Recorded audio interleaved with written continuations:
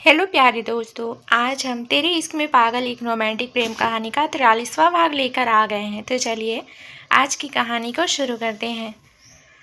रूहानी ने दादी की गोद में अपना सिर रख लिया। दादी ने उसका सिर सहलाते हुए कहा, मेरी बच्ची, तेरी सारी परेशानियां भी खत्म हो जाएंगी। बहुत सहा है ना तूने।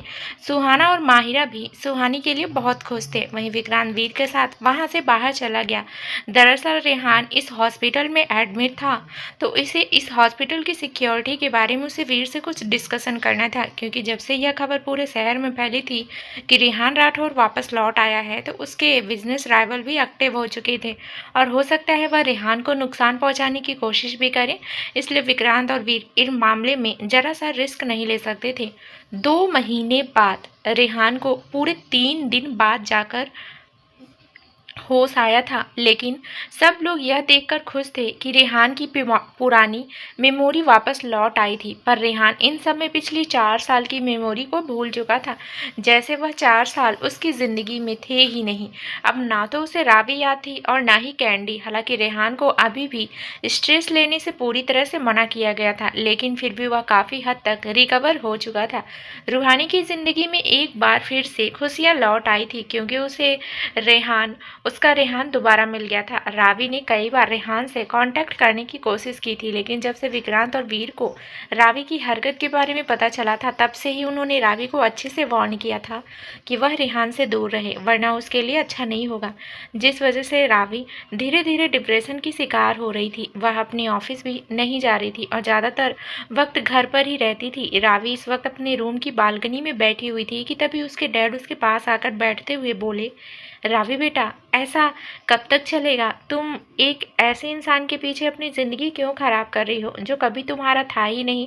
तुम भी जानती थी कि कभी ना कभी रेहान की याददाश्त वापस लौटेगी और वह वापस अपने परिवार के पास ज़रूर लौटेगा। भूल जाओ उसे और अपनी ज़िंदगी नए सिरे से शुरू करो। रावी ने खाली आंखों से अपने डैड की तरफ देखा और कहा, कैसे भूल जाऊं डैड उसे? डैड, 4 साल का रिश्ता इतनी आसानी से इतनी जल्दी नहीं भुलाया जाता है। इस बार उसके डैड ने थोड़ा गुस्से से कहा, रावी, तुम्हारा और रेहान के बीच कोई रिश्ता था ही नहीं, और जो रिश्ता था तो सिर्फ दोस्ती का, और दोस्ती के रिश्ते में बंधन नहीं होते हैं। रावी अपनी चेयर से खड़े होते हुए बोली, दोस्त वो मुझे मानता था, मैं नहीं। मैंने तो उसे दोस्त से कहीं ज़्यादा बढ़कर माना था, पर वह ऐसे मुझे धोखा देकर नहीं जा सकता। उसने मुझसे वादा किया था कि वो मुझे कभी नहीं छोड़कर जाएगा। रावी के डैड अच्छे से जानते थे कि रेहान ने कभी भी रावी को किसी तरह की उम्मीद नहीं दी थी, और कहीं ना कहीं वो यह भी जानते थे कि गलती उसकी खुद की बेटी की है। इसलिए उन्होंने गहरी सांस ली और खड़े होते हुए कहा, तुम अपने बारे में ना सही अपनी बेटी के बारे में तो सोचो कि तुम उसके साथ कितना बड़ा अन्याय कर रही हो। उस बच्ची ने अपने बाप को नहीं देखा, पर कहीं ऐसा ना हो तुम्हारी हरकतों की वजह से वह अपनी माँ को भी खो दे। कहकर उसके डैड वहाँ से निकल गए। रावी आंसू भरी आंखों से आसमान की तरफ देखते हुए बोली, मेरे साथ ही अक्सर ऐसा क्यों होता है? जिसे भी मैं प्यार करती हूँ वह मुझे ऐसे छोड़कर चला जाता है। क्या प्यार मेरे नसीब में है ही नहीं? क्या इतनी बदनसीब हूँ मैं? राठौर मेंशन। रेहान आज इतने दिनों बाद अपना ऑफिस दोबारा ज्वाइन करने वाला था। रेहान की सिर्फ याददाश्त ही नहीं होती थी, उसके साथ लौटा था उसका एटीट्यूड, उसका प्रोग्रेसिव बिहेवियर और उसकी रॉबिली पर्सनालिटी, जो रेहान राठौर की पर्सनालिटी की पहचान थी। रेहान मिरर में देखकर अपने बालों को जेल से सेट कर रहा था जब रूहानी उसके पास आई और उसकी कोट को ठीक करते हुए बोली, मैं आज बहुत खुश हूँ रेहान, क्योंकि आज तुम इतने दिनों बाद अपने ऑफिस जाने वाले हो। रेहान एक नज़र रूहानी की तरफ देखा और फिर उसकी कमर पकड़कर अपने करीब करते हुए कहा, वैसे मेरी अब्सेंस में तुमने काफ़ी अच्छे से ऑफिस को संभाला है रूहानी। I am proud of you. इतना सब कुछ बर्दाश्त करने के बाद भी तुमने अपनी जिम्मेदारी अच्छी तरह से निभाई है। रूहानी ने अपना सिर रेहान के सीने पर रखा और कहा, मुझे यह जिम्मेदारी तो निभानी ही थी ना रेहान। आखिर मेरे हस्बैंड ने इतनी मेहनत से ये एम्पायर खड़ा किया है, तो उसकी मेहनत जाए कैसे जाने देती? रेहान ने रूहानी को अपनी बाहों में भर लिया और कहा, पर एक चीज़ का मुझे दुख रहेगा कि मिष्टी के वक्त में तुम्हारे पास नहीं था। कितना अकेला महसूस किया होगा ना तुमने? रेहान की बात सुन सुनकर रूहानी ने चेहरा उठाकर रेहान की तरफ देखा और फिर थोड़ा शर्माते हुए बोली, कोई बात नहीं, जो कमी मिष्टी के वक्त रह गई थी वह शायद अब पूरी हो जाएगी। रेहान ने थोड़ा कन्फ्यूजन से रूहानी की तरफ देखा, जैसे पूछ रहा हो मतलब। तो रूहानी ने अपनी पलकें झुकाते हुए कहा, मतलब ये कि शायद फिर से। कहते कहते रूहानी चुप हो गई और उसने अपना चेहरा शर्म से रेहान के सीने में छुपा लिया। रेहान रूहानी की बात का मतलब समझ गया था। उसने रूहानी को खुद से थोड़ा दूर किया और उसके चेहरे को अपनी हथेली में भरते हुए कहा, मतलब तुम फिर से, मतलब हम लोग फिर से पेरेंट्स बनने वाले हैं। तो रूहानी ने शर्माते हुए कहा, शायद, पर मैं एक बार डॉक्टर से कंफर्म करना चाहती हूँ, इसके बाद ही यह बात घर में सबको बताऊंगी। तो रेहान ने खुश होकर रूहानी को अपनी गोद में उठा लिया और कहा, चलो अभी चलकर कंफर्म करते हैं। रेहान की एक्साइटमेंट देखकर रूहानी ने हंसते हुए कहा, रेहान हम कल चल लेंगे, आज तुम्हारा ऑफिस जाना ज़्यादा ज़रूरी है। पता है ना, आज प्रेस कॉन्फ्रेंस है जहाँ पर तुम्हारा मौजूद होना ज़रूरी है। रेहान ने रूम से बाहर जाते हुए कहा, उसमें अभी वक्त है, तब तक तो हम लोग वापस भी लौट आएंगे। रूहानी समझ गई कि रेहान अब नहीं मानने वाला, इसलिए उसने भी आगे कुछ नहीं कहा। कुछ देर बाद रूहानी और रेहान दोनों ही डॉक्टर के कैबिन में बैठे हुए थे। डॉक्टर अपनी चेयर पर बैठे हुए रिपोर्ट्स को रीड कर रही थी। फिर उसने स्माइल करते हुए रेहान की तरफ देखा और कहा, कांग्रेचुलेशन मिस्टर राठौर, आप एक बार फिर से बाप बनने वाले हैं। डॉक्टर की बात सुनकर रूहानी और रेहान दोनों के फेस पर बड़ी सी स्माइल आ गई। कुछ देर बाद रूहानी और रेहान दोनों गाड़ी में बैठे हुए थे। वहीं रेहान रूहानी पर झुककर उसे किस किए जा रहा था। इस वक्त उसने रूहानी की सीट को एडजस्ट कर दिया था, जिससे रूहानी सीट पर पूरी तरह से लेट गई थी। कुछ देर बाद रेहान रूहानी से अलग हुआ और बोला, थैंक्स रूहानी, इतनी बड़ी गुड न्यूज़ सुनाने के लिए। रूहानी ने रेहान के सीने पर हाथ रखते हुए कहा, रेहान अब हमें ऑफिस चलना चाहिए, लेट हो रहा है ना। तो रेहान ने उसे घूर कर देखा और कहा, इतनी बड़ी खुशी हमारी लाइफ में आई हो और तुम्हें ऑफिस की लगी हुई है। तो रूहानी ने सीधा बैठते हुए कहा, तुम ही तो हमेशा कहते थे ना, तुम अपने काम को लेकर कभी भी लापरवाही नहीं करते हो और काफ़ी पंचुअल भी हो। रेहान ने रूहानी की बाह पकड़कर उसे अपनी गोद में बिठा लिया। तो रूहानी ने अपने पेट पर हाथ रखते हुए कहा, रेहान क्या कर रहे हो, प्रेगनेंसी में इन बातों का ध्यान रखना पड़ता है। तो रेहान ने भी रूहानी की टमी पर हाथ रखते हुए कहा, यह रेहान राठौर का बच्चा है तो उसकी तरह स्ट्रांग ही होगा। रूहानी ने रेहान को समझाते हुए कहा, तुम्हारा बेबी स्ट्रांग होगा ये मैं मानती हूँ, पर रेहान शुरू के 3 महीने बहुत ही एहतियात बरतनी होती है।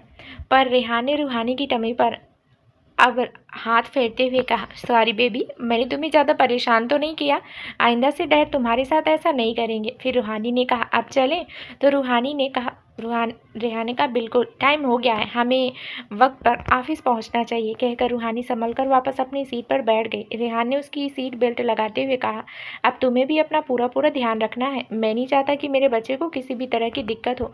कुछ देर बाद रेहान गाड़ी स्टार्ट कर वहाँ से निकल गया। आज प्रेस कॉन्फ्रेंस में मीडिया काफ़ी उत्साहित नजर आ रही थी क्योंकि रेहान राठौर खुद सामने से आकर उन्हें अपना इंटरव्यू देने वाला था।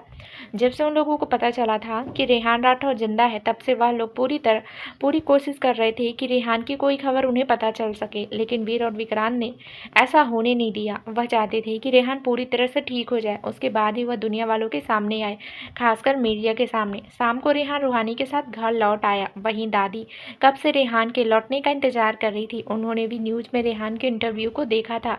दादी ने खुश होते हुए रेहान को गले से लगा लिया और फिर उसका माथा चूमते हुए कहा, भगवान करे तुम्हें दिन दूनी और रात चौगनी तरक्की मिले। रेहान ने दादी से कहा, दादी तरक्की तो होने वाली है।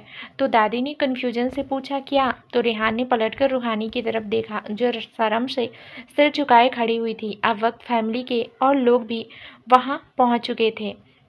फिर दादी ने कहा, अब बता भी, पहेलियाँ क्यों बुझा रहा है? तो रेहान ने कहा, दादी पहले मैं एक बेटी का बाप था, अब दो बच्चों का बाप बनने वाला हूँ। दादी ने हैरानी से रेहान की तरफ देखा और फिर रूहानी की तरफ। रूहानी के चेहरे पर छाई शर्म की लाली को देखकर दादी समझ गई कि रूहानी फिर से माँ बनने वाली है। इस खबर से घर में जैसे सभी के चेहरे से खुशी खिल गई। दादी ने आगे बढ़कर रूहानी के माथे को चूम लिया और फिर उसे गले से लगाते हुए बोली, रूहानी यह तो तुमने बहुत अच्छी खबर सुनाई बेटा, मैं बहुत खुश हूँ। फिर दादी ने रूहानी को सोफे पर बैठा दिया और फिर सुहाना और माहिरा की तरफ देखते हुए कहा, जल्दी से रूहानी की नज़र उतारने के लिए कुछ लेकर आओ। सुहाना ने अपना सिर हाँ में हिलाया और बोली, बस दादी मैं अभी गई और अभी आई। कहकर सुहाना किचन की तरफ भाग गई। वीर और विक्रांत ने रेहान को हक करते हुए कहा, हम बहुत खुश हैं रेहान, आखिर अब तुम दूसरी बार बाप बनने वाले हो। दादी ने रूहानी की नज़र उतारी और फिर उसकी बलाइयाँ लेते हुए बोली, भगवान तुम्हारी खुशियों को ऐसे ही बरकरार रखे और कोई भी तुम्हें बुरी नज़र छू ना पाए।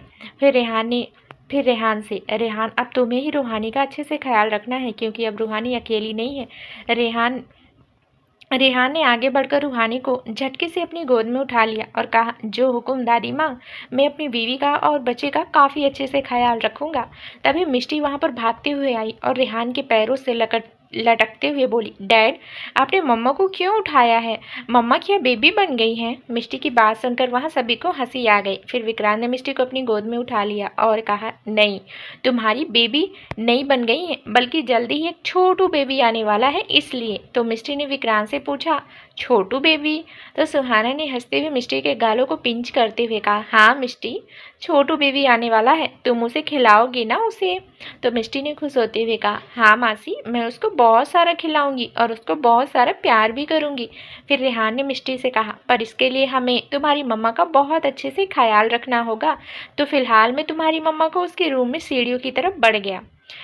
रूहानी आज सुहाना और माहिरा के साथ शॉपिंग के लिए आई हुई थी। उसमें प्रेगनेंसी को आज 2 महीने पूरे हो चुके थे। माहिरा ने अपने हाथ में बैग संभालते हुए कहा, ओह गॉड, फाइनली हमारी शॉपिंग पूरी हुई। अब तो मैं घर जाकर पहले तो ढेर सारा आराम करूंगी।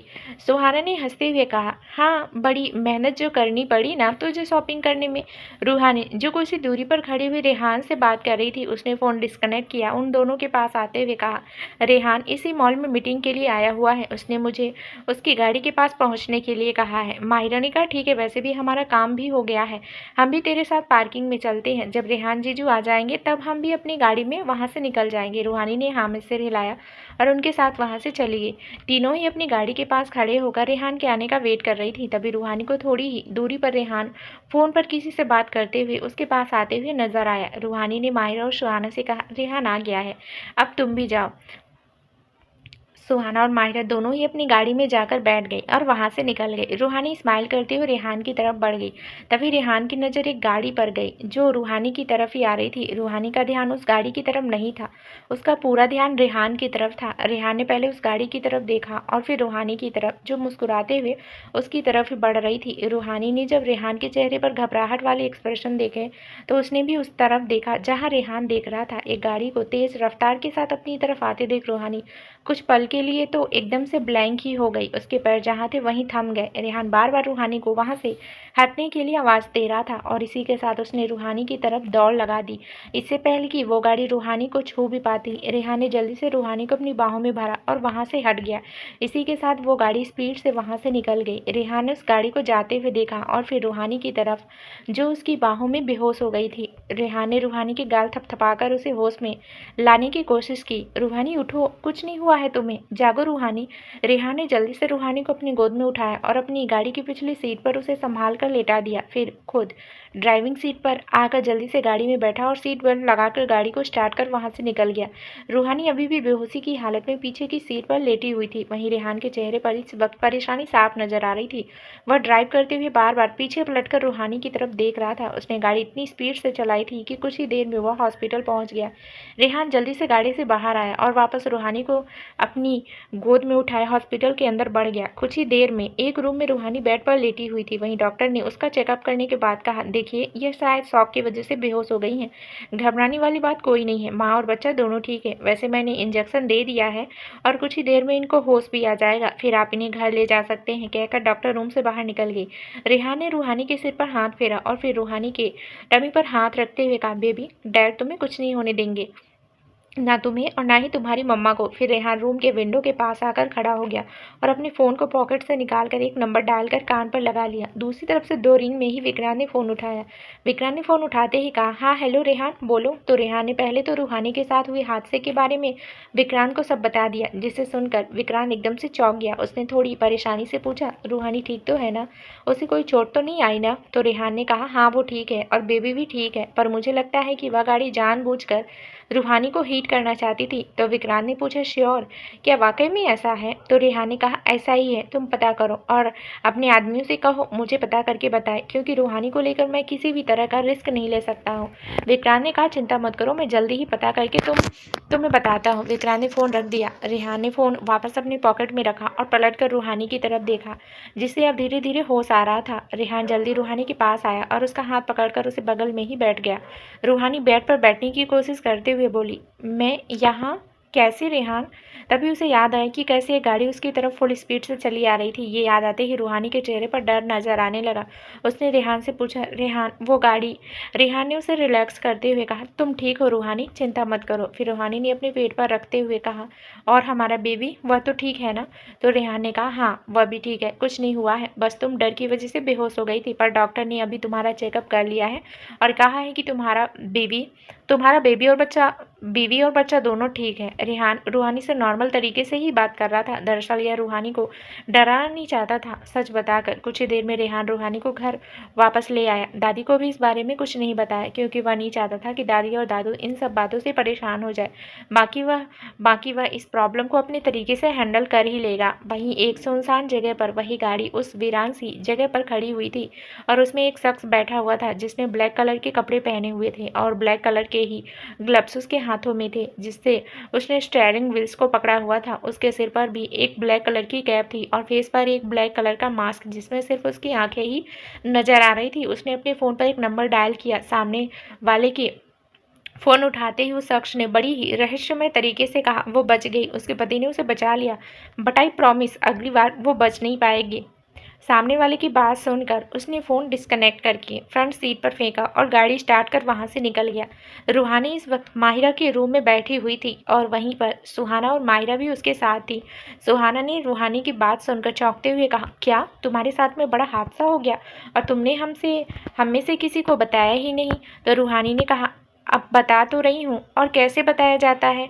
तो माहिरा ने रूहानी से कहा, वह सब छोड़, यह बता तुझे किसी तरह की चोट तो नहीं आई ना, और बेबी ठीक है ना? तो रूहानी ने अपनी पलकें झपकाते हुए कहा, हाँ डॉक्टर ने चेकअप कर लिया था और कहा कि मेरा बेबी बिल्कुल ठीक है। वह तो रेहान ने वक्त पर मुझे बचा लिया, वरना पता नहीं क्या हो जाता। तो सुहाना ने कहा, जब गाड़ी तेरे सामने आ रही थी तो तू हटी क्यों नहीं? तो रूहानी ने कहा, उस वक्त मुझे कुछ समझ ही नहीं आया, मेरा दिमाग तो एकदम ब्लैंक हो गया था, मुझे पता ही नहीं चला कि कब रेहान ने मुझे अपनी तरफ खींच लिया। तो माहिरा ने रूहानी से कहा, ऐसा होता है कई बार कि हमारा दिमाग पूरी तरह से सुन्न हो जाता है और हमें कुछ समझ नहीं आता क्या करें और क्या ना करें। वैसे अंत भला तो सब भला, तुम ठीक हो, हमारे लिए यही काफ़ी है, पर आइंदा से तुम ध्यान रखना। तभी सुहाना ने कहा, मुझे कुछ अजीब लग रहा है, जैसे ये किसी ने जानबूझकर किया हो। तो माहिरा और रूहानी सवालिया नजरों से सुहाना को देखने लगी। जो सुहाना ने उन दोनों को देखते हुए कहा, हाँ सच में, मैंने देखा है सीरियल में, अक्सर ऐसा होता है। भला तुम मुझे बताओ, उस पार्किंग एरिया में वह गाड़ी स्पीड से तुम्हारी तरफ क्यों आ रही थी? मतलब वह पार्किंग एरिया तो बहुत बड़ा है ना, वह कहीं और से भी तो गाड़ी निकाल सकता था ना, पर तुम्हें ही टारगेट क्यों बनाया? सुहाना की बात सुनकर माहिरा और रूहानी अब एक दूसरे को देखने लगे। उन्हें कहीं ना कहीं सुहाना की बात सही लग रही थी। फिर रूहानी ने सुहाना से पूछा, तुम्हारा मतलब है कुछ जानबूझकर मेरी जान लेने की कोशिश कर रहा है? कहते हुए रूहानी के चेहरे पर परेशानी नजर आने लगी।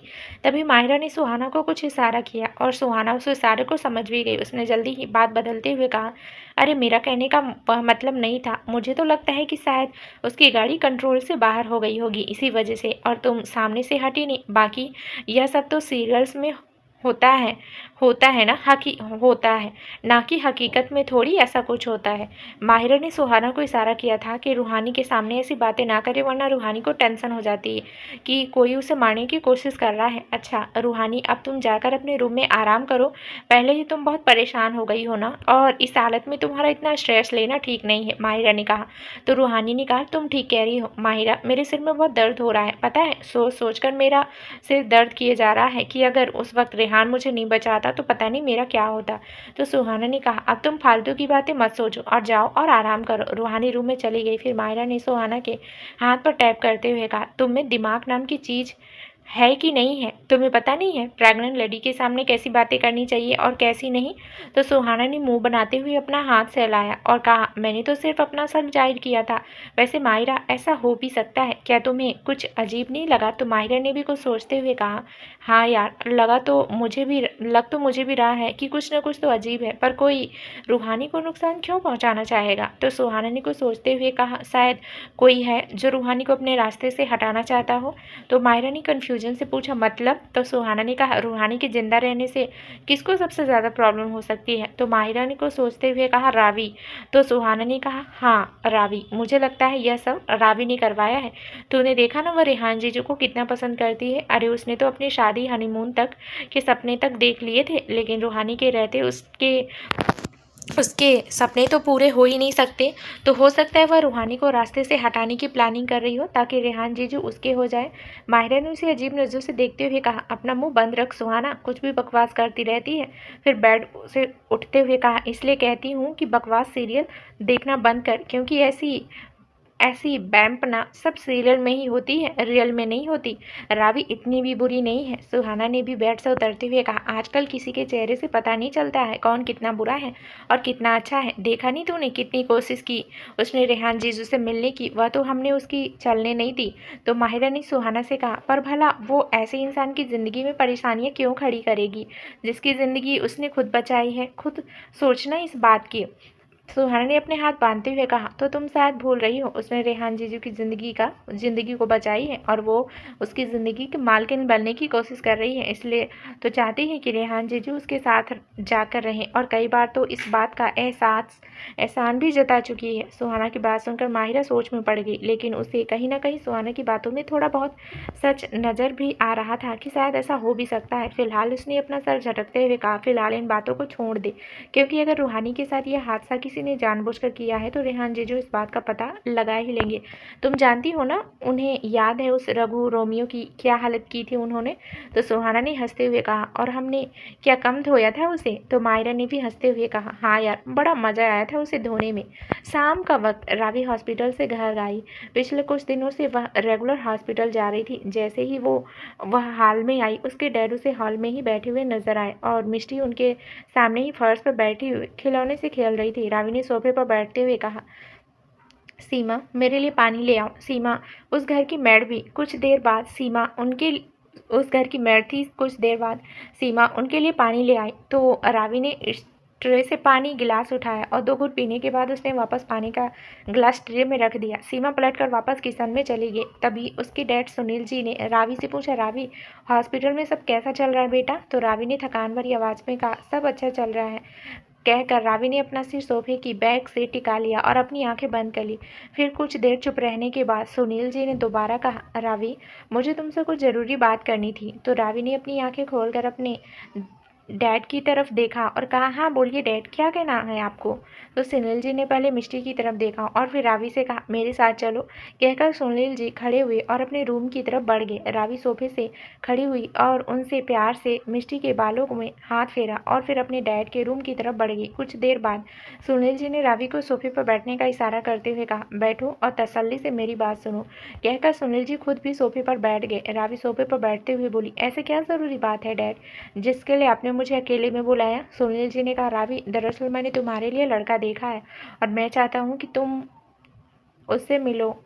अपने डैड की बात सुनकर रावी चौंकते हुए खड़ी हुई और बोली, डैड, आपने किससे पूछकर मेरे लिए लड़का देखा है और आपसे किसने कहा कि मैं शादी करने वाली हूँ? तो सुनील जी ने सख्त लहजे में कहा, रावी, मैं तुम्हारा बाप हूँ और तुम्हारे अच्छे बुरे के बारे में मुझसे ज़्यादा कोई नहीं सोच सकता और तुम्हारी ज़िंदगी के फैसले लेने का हक मैं आज भी रखता हूँ। तो रावी ने फ्रस्ट्रेट होते हुए कहा, डैड, पर मैं बच्ची नहीं हूँ कि अपने अच्छे बुरे के बारे में ना सोच सकूँ और नहीं करनी मुझे शादी।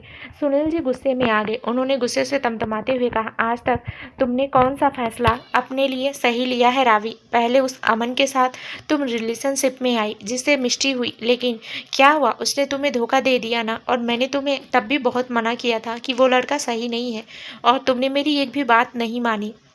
और अब तुम आदित्य के लिए अपनी ज़िंदगी पर बर्बाद करने पर तुली हुई हो, जबकि आदित्य खुद अपनी बीवी बच्चों वाला है और अब तो वो तुम्हें भी पूरी तरह से भूल चुका है। लेकिन फिर भी तुम आज आस लगाए बैठी हो कि वह तुम्हारे पास लौट आएगा। तुम एक ऐसे इंसान से उम्मीद लगा ही क्यों रही हो जो तुम्हारा है ही नहीं? कब तक यूं अपनी ज़िंदगी बर्बाद करती रहोगी रावी? सुनील जी की बात सुनकर रावी अपना सिर पकड़कर सोफे पर बैठ गई और थकी हुई आवाज़ में बोली, अमन ने मुझे धोखा दिया, मानती हूँ, लेकिन आदित्य आदित्य को हालातों ने मुझसे दूर किया है और आपको भी पता है मैं और मिस्टी आदित्य के साथ ही खुश रह सकते हैं और किसी के साथ नहीं। सुनील जी पहले तो हैरानी से रावी की तरफ देखने लगे और बोले, तुम्हें क्या मेरी बात समझ नहीं आ रही रावी कि तुम अभी भी यही सोच रही हो कि आदित्य तुम्हारे पास लौट आएगा? रावी ने अपने डैड की बात का कोई जवाब नहीं दिया और उठकर रूम से बाहर निकल गई। सुनील जी सोफे पर बैठते हुए बोले, यह लड़की करना क्या चाहती है?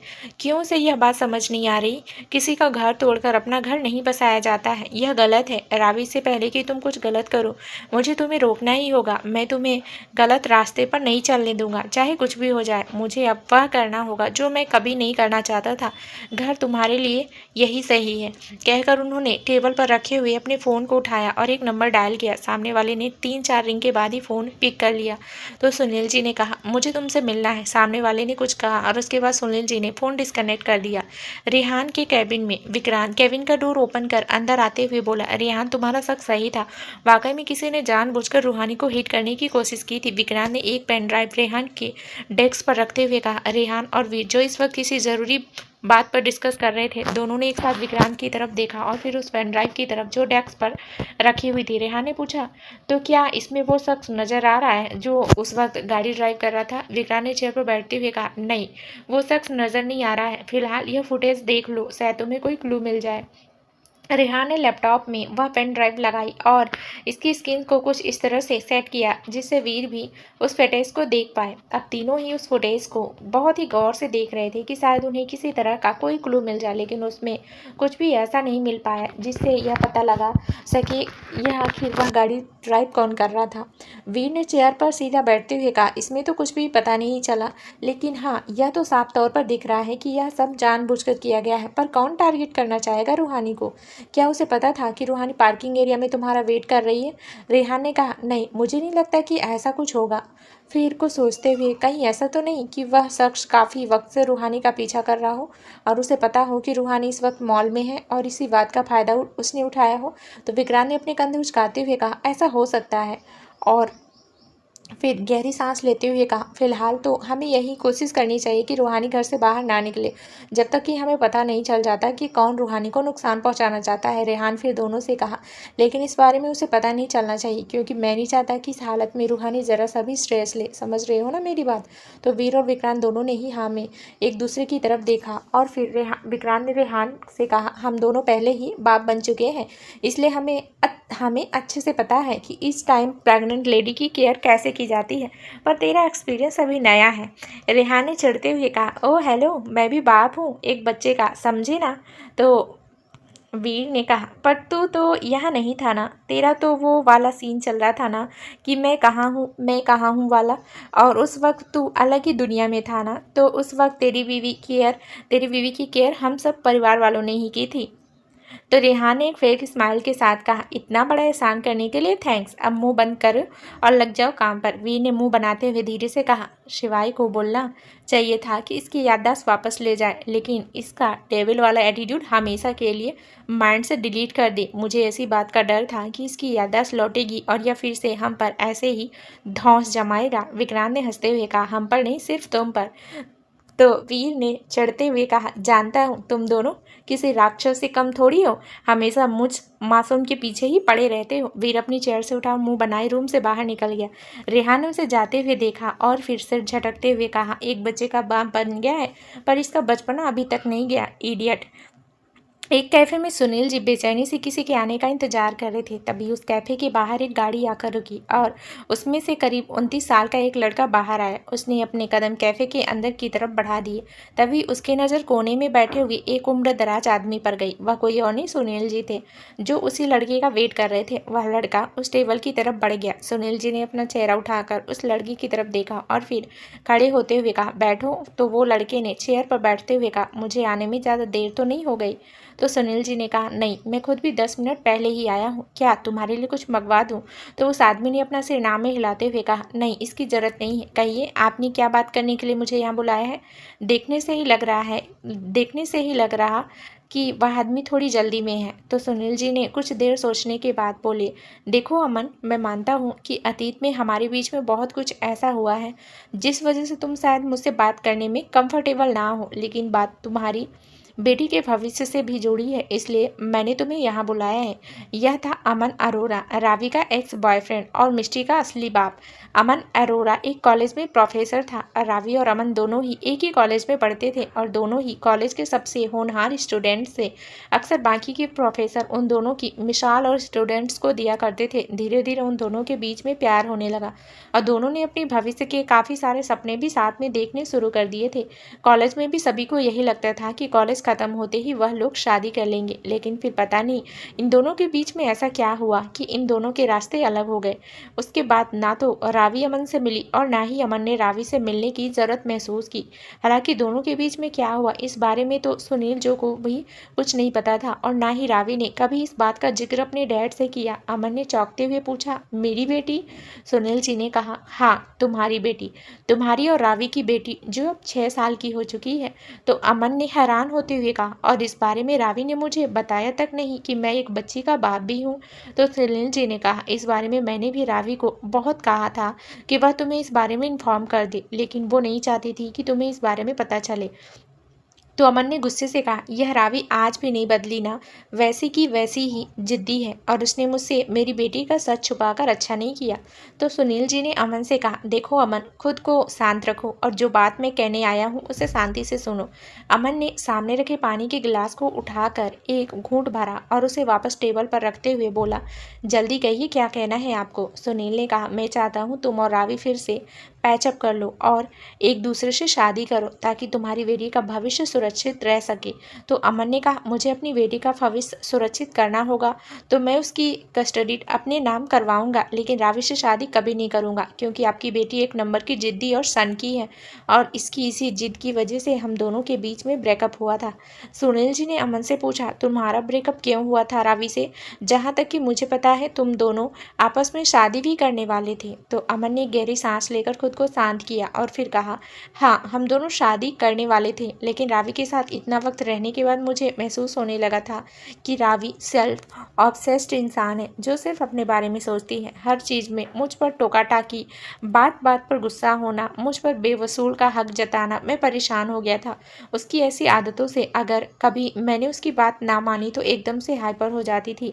तो बताइए कैसे मैं उसके साथ पूरी ज़िंदगी बिताता? शादी में पति पत्नी दोनों की सोच मायने रखती है, लेकिन यहाँ भी रावी सिर्फ अपनी चलाती थी। अभी तो हमारे बीच में शादी तक नहीं हुई थी तब उसका यह हाल था, शादी के बाद तो मेरी ज़िंदगी बर्बाद ही हो जाती ना।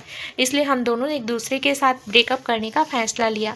सुनील जी को अब जाकर समझ आया कि रावी क्यों उसके सामने कभी भी अमन से रिश्ते टूटने का जिक्र नहीं किया करती थी। सुनील जी ने अमन की बात समझकर उसे कहा, देखो अमन,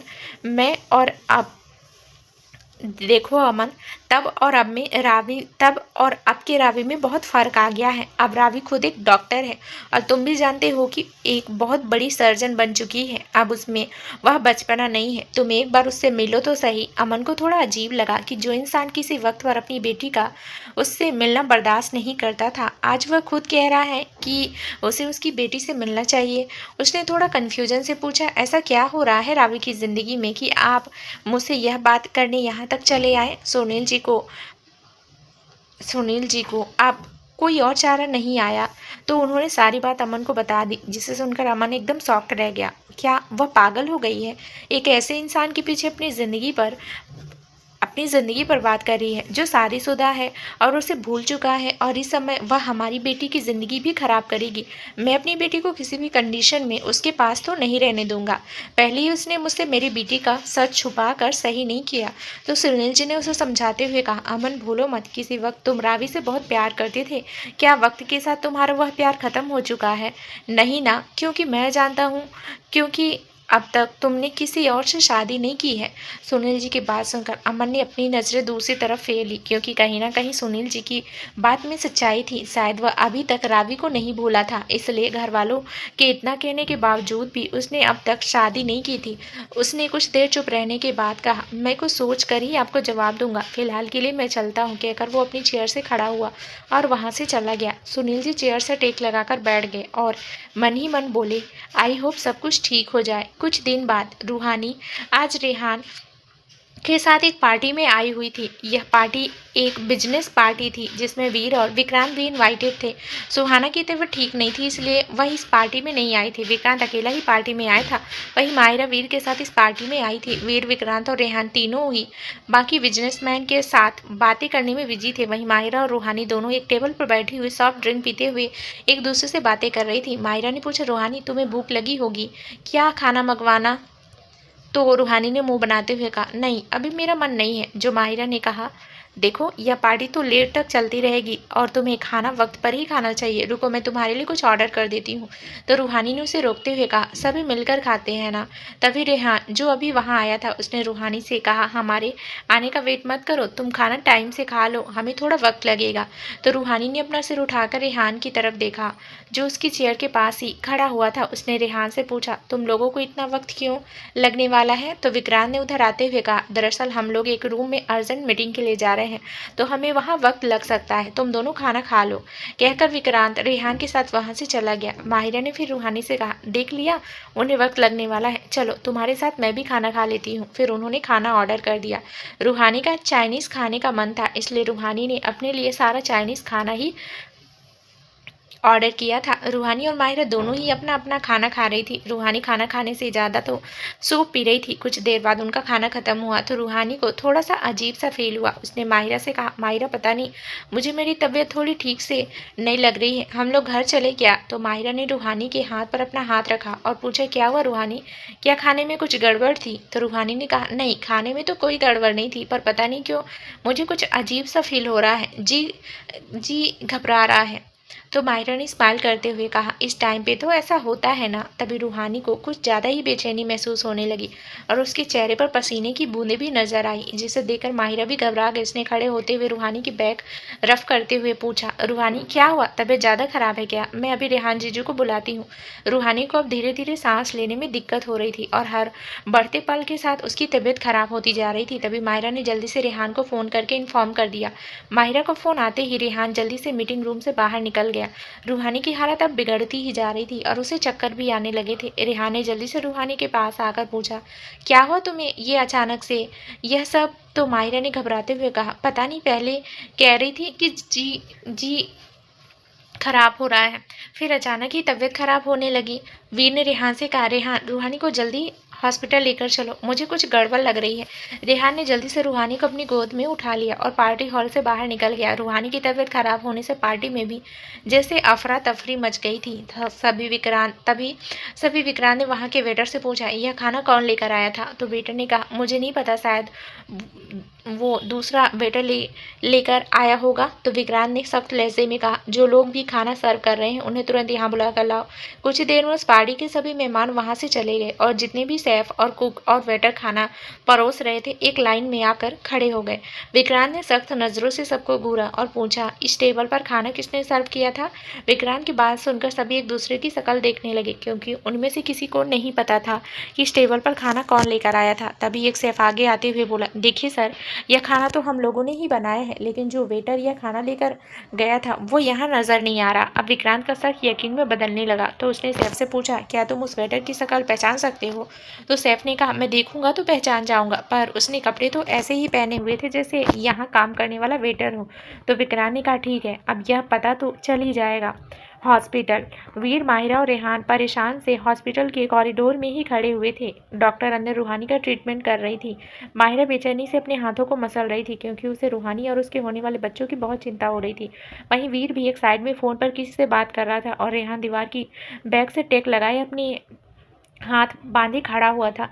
तभी डॉक्टर बाहर आई तो रेहान जल्दी से उनके पास गया और पूछा, डॉक्टर क्या हुआ रूहानी को? वह ठीक तो है ना? और बच्चा ठीक है ना? तो डॉक्टर ने थोड़ा सीरियस होते हुए कहा, देखिए फ़िलहाल के लिए तो हमने उन्हें बचा लिया है। पर कहते कहते डॉक्टर रुक गए। तो रेहान ने इस बार थोड़ी सख्ती से पूछा, पर डॉक्टर क्या? साफ साफ बताइए, मेरी बीवी और बच्चा ठीक है ना? तो डॉक्टर ने कहा, देखिए फ़िलहाल के लिए वह दोनों सेफ हैं, लेकिन रूहानी को पॉइजन दिया गया था। यह सुनकर रेहान, वीर और मायरा तीनों ही चौंक गए। रेहान ने धीरे से कहा, पॉइजन? तो डॉक्टर ने कहा, हाँ, फिलहाल तो हमने उसकी बॉडी से सारी पॉइजन रिमूव कर दी है, लेकिन अभी उन्हें काफ़ी ज़्यादा वीकनेस है, इस वजह से उन्हें 2 दिन तक हॉस्पिटल में ही रहना होगा। कहकर डॉक्टर वहाँ से चली गई। वहीं वीर हैरानी से बोला, आखिर यह हो क्या रहा है रूहानी के साथ? कौन है जो रूहानी की जान लेना चाहता है? रेहान ने वीर से कुछ भी नहीं कहा, रूम के अंदर की तरफ बढ़ गया।